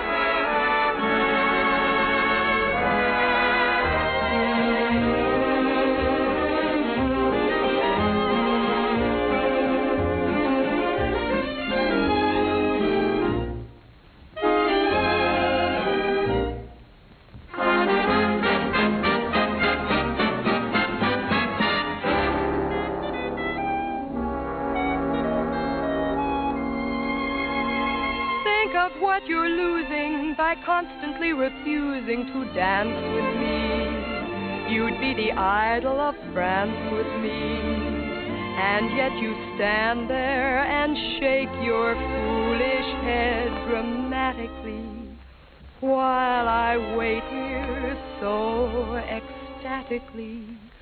You just look and say emphatically, not this season, there's a reason. I won't dance, don't ask me. I won't dance, don't ask me. I won't dance, madame, with you. My heart won't let my feet do things they should do. You know what? You're lovely. So what? I'm lovely. But oh, what you do to me. I'm like an ocean wave that's bumped on the shore. I feel so absolutely stumped on the floor. When you dance, you're charming and you're gentle, especially when you do the continental. But this feeling isn't purely mental. For heaven rest us, not asbestos. And that's why I won't dance. Why should I? I won't dance. How could I won't dance. Merci beaucoup. I know that music leads the way to romance. So if I hold you in my arms, I won't dance.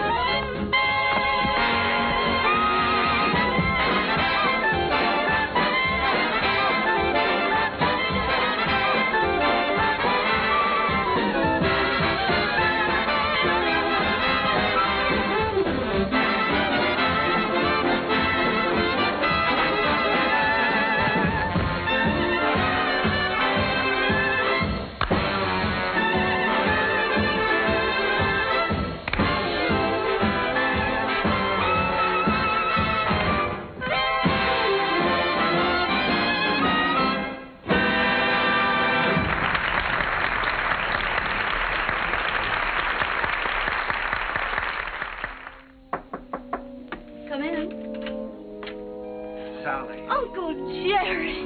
Oh, Uncle Jerry, I'm so glad to see you. What are you doing here? Well, I was out front watching the show. Did you see what we did to your number? Yes. I bet you like the show. Not at all. As a matter of fact, I liked it. I wish that some of the people who think my music is highbrow could have seen it. I'm so excited, I don't know what to do. You look wonderful, Uncle Jerry. More handsome than ever. How's Aunt Eva? Oh, she's fine. But, of course, she misses you. Oh, I miss her, too. I miss you both. Is she with you? You haven't told me yet what you're doing here. No, your Aunt Eva's in New York. And I'm here because somebody told me I could find you here. I've been looking for you for a long time now, Sally. Oh, Uncle Jerry, you shouldn't have bothered. I'm all right. Oh, I'm sure you are, but I promised your father I'd look after you. Sally, I want you to come back to New York with me. I can't, Uncle Jerry. I'd like to, but I can't. When I heard about my father, I never realized he was so ill, Uncle Jerry. You know I never would have left him. I know that, Sally. When I heard about him, it was as though someone had forced me to look into the mirror for the first time. I loved him very much, and I knew I'd broken his heart. I was spoiled and selfish, and I knew that I could never have any respect for myself again unless I did what I said I was going to do. So you see, I can't go back right now. I'm making my own way now, and I'm pretty good at it, too. Well, Sally, I just don't like the idea of you being here and all alone. This is just a stepping stone from where I've been to where I hope I'm going. I'm making $50 a week now because management thinks I'm worth $50. If I'm worth more, I'll get more. And if not, I'll have to find it out for myself. And Uncle Jerry, I'm not using anyone. 5 minutes, Miss Vessel. Thank you, Jimmy. You understand, don't you, Uncle Jerry? Well, Sally, you know, darling, I'd give anything in the world if you'd let me help you. But I must say that I've never been quite so proud of anyone in my life as I am of you at this moment.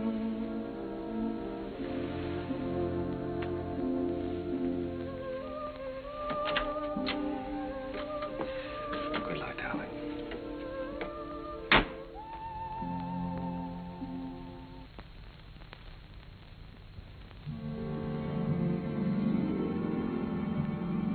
Gradually, I felt the old heartache misting away, and I was at peace. The promise I had made Jim had been fulfilled. Sally was going to be all right. I walked along the river that night, with the river wind in my face and the taste of it on my lips. And I stood there, listening. A sudden excitement thrilling through me, listening to the song of a river that makes its way right through the heart of America. And the voice of that river was the laughter, the tears, the joys, the sorrows, and the hopes of all America's people.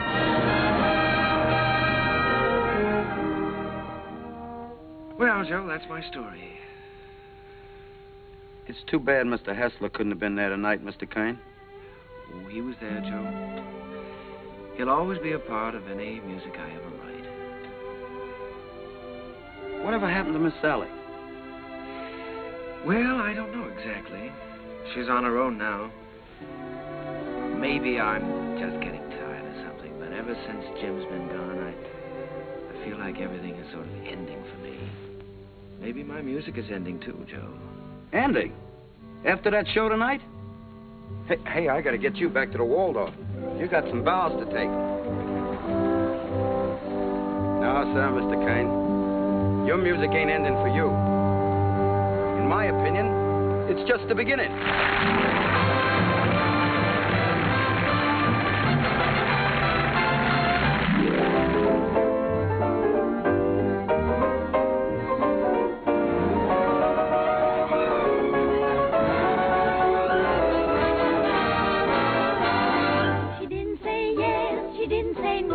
She didn't say stay, she didn't say go. She wasn't so sure that he'd be good. She wasn't even sure that she'd be good. So what did she do? I leave it to you. She did just what you do.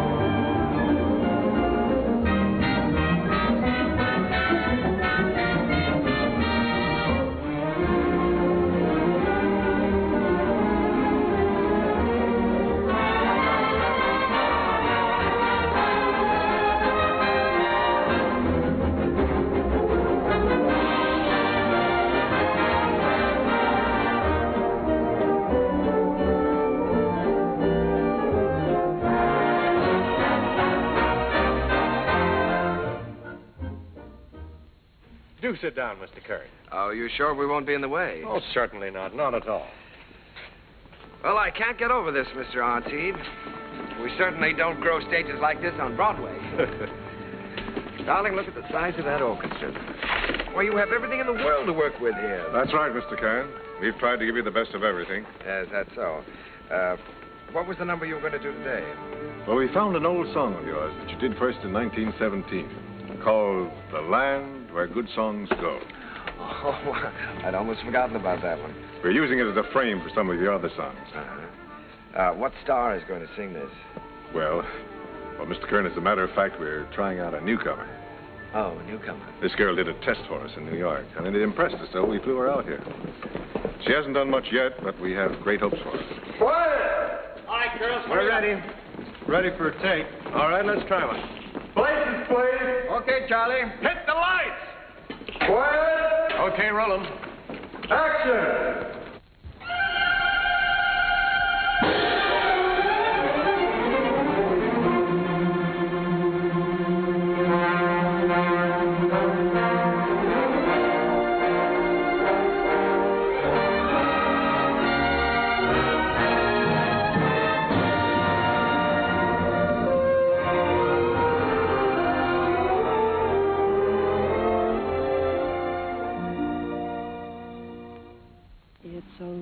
land of flowers and April showers with sunshine in between, with roses glowing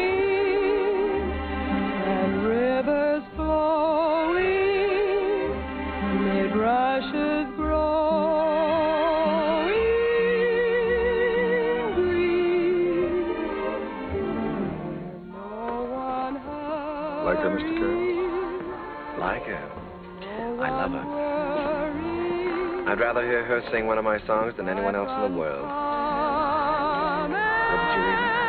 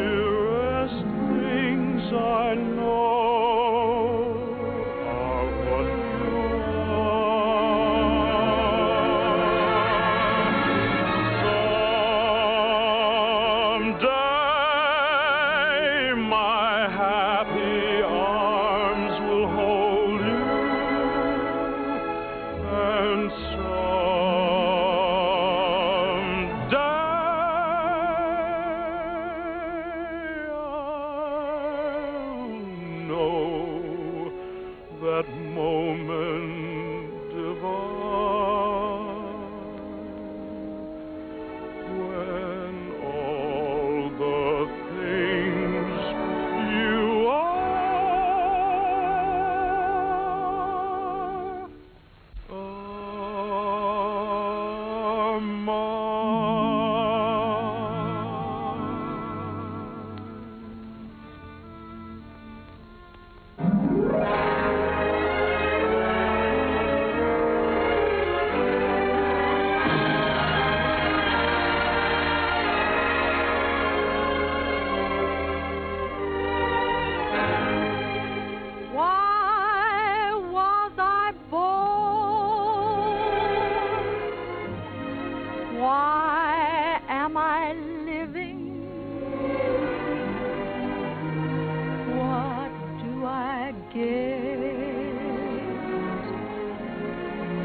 what am I giving?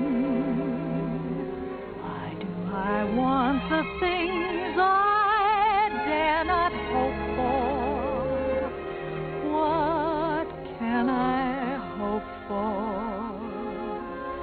I wish I knew.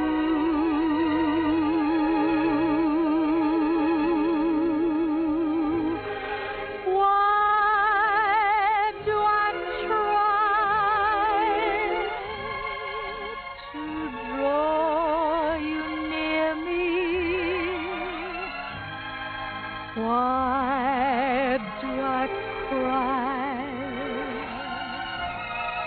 You never hear me. I'm a poor fool, but what can I do?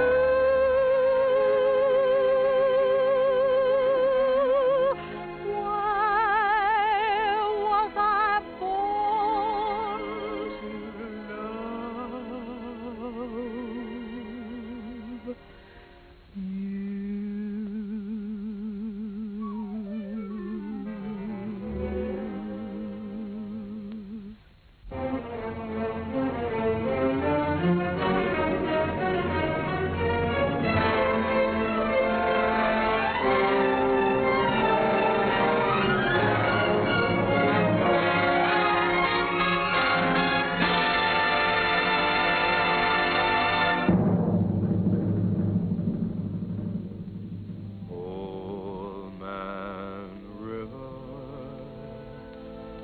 That old man River,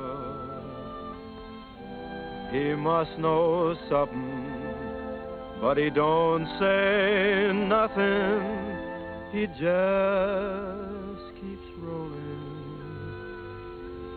He keeps on rolling along.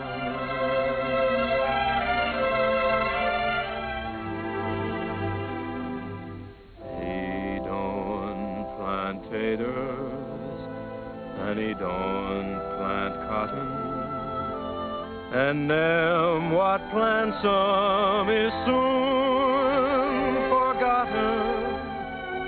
But old man River just keeps rolling along.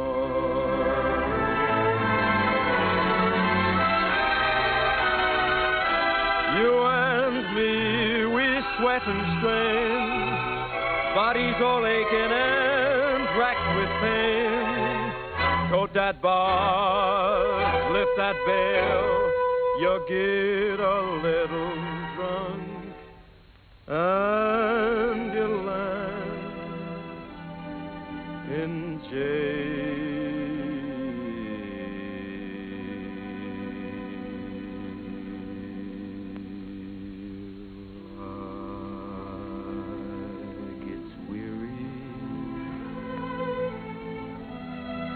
So sick of trying, I'm tired of living, but I'm feeling